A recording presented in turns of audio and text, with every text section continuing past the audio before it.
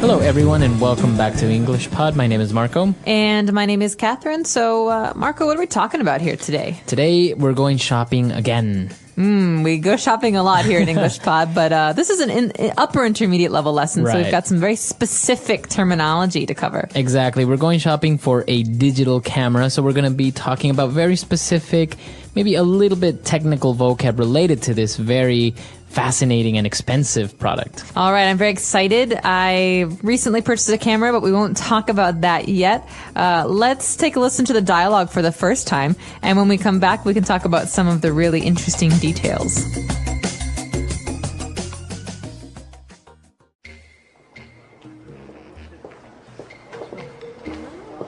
Hello, ma'am. Can I help you find something? Yes, actually. I'm looking to buy a camera. We've got a wide selection. Do you know if you'd like a point and shoot or something a little fancier? Are you shopping for yourself or for someone else? Actually, I'm buying a camera for my husband. Ah, well then I'd recommend a nice entry-level digital SLR. Yeah? Can I take a look at the SLRs you carry? Sure thing, follow me. This here is the Canon EOS. Yeah, it's okay, but I'm looking for something that performs better in low light, has a better display panel and longer battery life. The Nikon D60 is a nice option? Yeah, but what kit lens does this camera come with? I don't want some bulky telephoto lens. Well, this one has the, Looks to me like an 18 to 55mm lens. Pretty standard. That'll do. Not like my husband will be stalking celebrities or anything. can I interest you in any accessories? Do you carry polarizing filters? Polarizing filters? We should. I'm sorry, ma'am. Looks like we're sold out. No, you're not. There are some right here. Oh, well, would you look at that? Polarizing filters. Thanks for your help, Ralph. No problem, ma'am.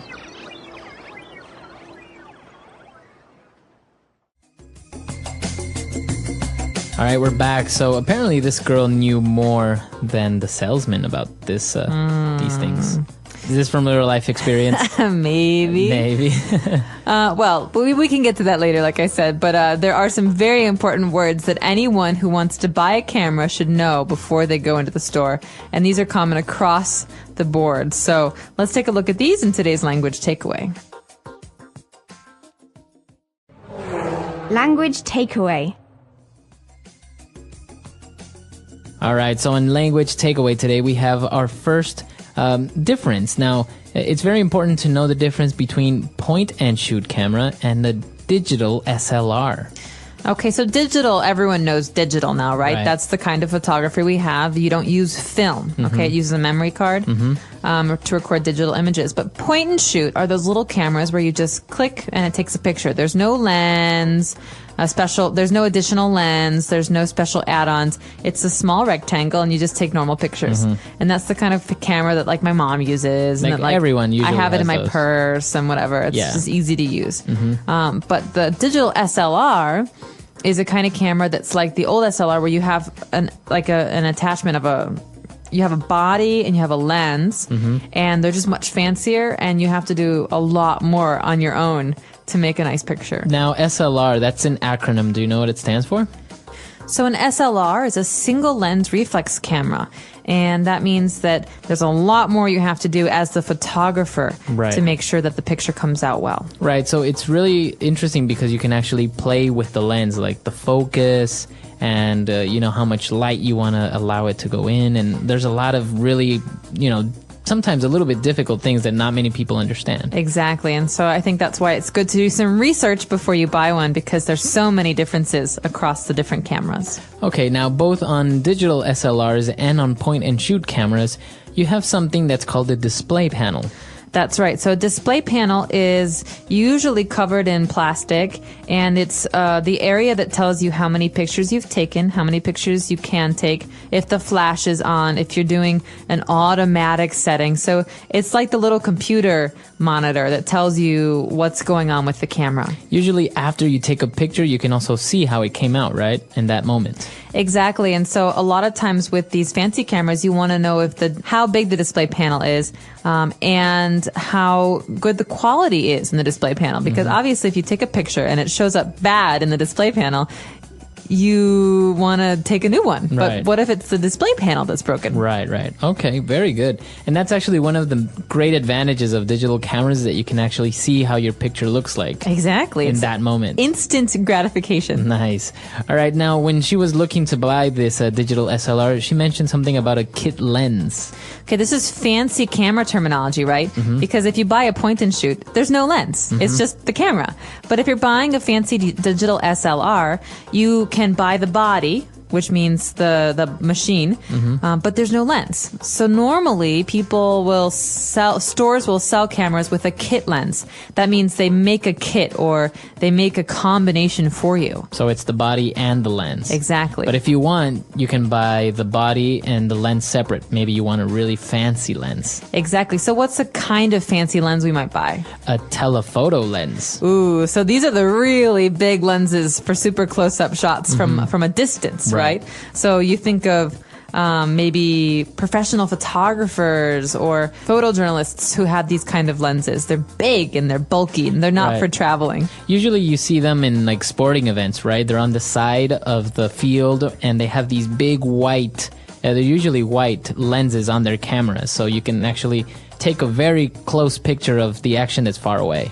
Exactly. And it's really good for those kind of things where you have action or where you're trying to get close-ups.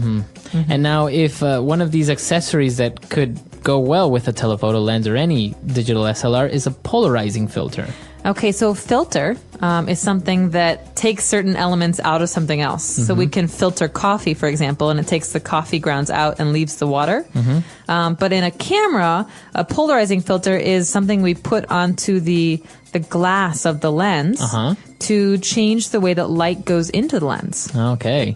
So in this way, you take a picture maybe of a very sunny day and it will look differently if you didn't have this filter. Exactly. And you can also have a UV filter, which does similar things with UV rays in the sunlight. And these are just filters or things you put on the camera, and polarizing means that you're splitting up, right, the kind of light that goes in. Okay, very good. Very technical terms, and but they're very useful, especially if you're looking to buy one of these cameras and you're not very familiar with the terms. But why don't we move on now to some very interesting phrases that we saw in the dialogue on Fluency Builder. Fluency Builder. All right, so on Fluency Builder, our first phrase today is entry level. What's an entry level digital SLR? Okay, well, entry level is something that we can use for any kind of purchase, so any kind of thing that we buy. In the case of a camera, an entry level is not for an expert or professional. It's something for someone who's buying one for the first time. So like for beginners. For beginners. So entry level is like entry, beginning, starting. We can have an entry level job where you don't need training or experience, right? An entry-level camera where you don't need long experience with fancy cameras. Or training to know how to use it. Okay, very good. So that's an entry-level camera, but as you mentioned, we can also use it for the job, an entry-level job position. All right, what about our second phrase? Okay, so this one goes with the telephoto lens, right? She says, I don't need a telephoto lens. My husband doesn't need a telephoto lens. It's not like he's going to be stalking celebrities. Okay, so we have this verb here, to stalk. To stalk, that means to follow someone around. Okay. And to look at them and to watch them and to not leave them alone. Now, she mentioned this because this is a very, very interesting and closely associated topic with photographers. You know, you have the paparazzi who follow celebrities and they have these big telephoto lens so they can take pictures of celebrities without them knowing. Exactly. And so you imagine someone in a tree with a big telephoto lens taking a photo of someone famous who's, half a mile away. And stalking celebrities is something that's a bad thing, right? Yeah, it's bad. But it's very also common. Illegal, I think. And I think it's illegal, yeah. All right. And what about our last phrase? Would you look at that? Well, he said it in a very surprised tone, right? Kind of like he didn't really expect to find the polarizing filters. Right, so he's embarrassed, okay? Would you look at that means oh, wow, I'm surprised. Right. Right? So it's awkward, right? So you could say, Marco, you got a little bit of food on your shirt. You've had it for like an hour. Oh my God. Would you look at that? Oh, the That's beans really, I had that's really embarrassing. I've got food on my, right? on my shirt. So this man who works at the store, he's embarrassed because he didn't know something he should know. Okay. And so he says, oh, would you look at that? How funny. I didn't see those. Now we can also maybe use it in a sarcastic tone, right? If I tell somebody, can you bring me my glasses that are on the table? And they're like, I can't find them. They're not here. And then I find them. Would you look at that? Here they are, right? On your head the whole time. That's my mom. Would you look at that? I was wearing my glasses the whole time. All right, very good. So why don't we listen to the dialogue for the last time, and we'll be back to talk about digital SLRs.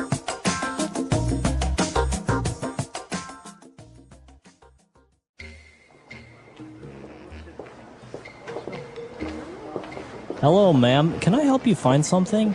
Yes, actually, I'm looking to buy a camera. We've got a wide selection. Do you know if you'd like a point and shoot or something a little fancier? Are you shopping for yourself or for someone else? Actually, I'm buying a camera for my husband.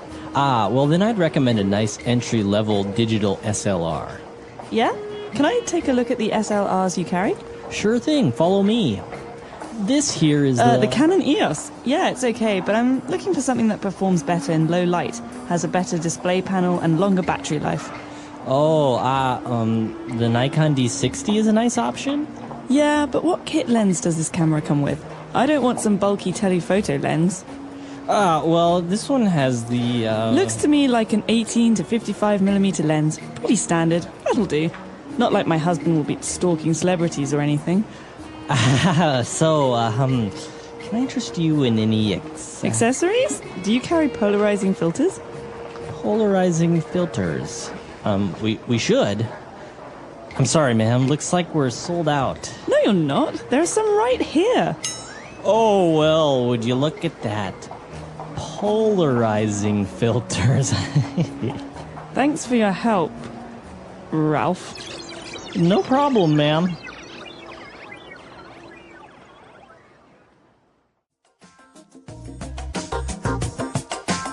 All right, we're back. So you mentioned you recently bought a digital SLR camera. How's that working out? I'm loving it. I have to actually train myself on how to use it because I used to have an old film camera that had it was actually a Nikon as well, and it's different using a digital SLR. There's a lot of things you can do that are very fancy because you actually there's a computer inside essentially. So it's I'm getting used to it. It's fun. And what about the difference in pictures, like from a point and shoot to a digital SLR? Does it really make a great difference? Are you very happy with it? There is a big difference, and part of the difference is that you can control every aspect of the photo, okay? So my digital camera was a small little Canon, you know, the little, what are they called? The power shoot. And it took great pictures because, you know, these cameras have amazing pixel quality, right? They have like 7.1 megapixels or like 9.1 megapixels. So the quality is really good, but everything looks the same.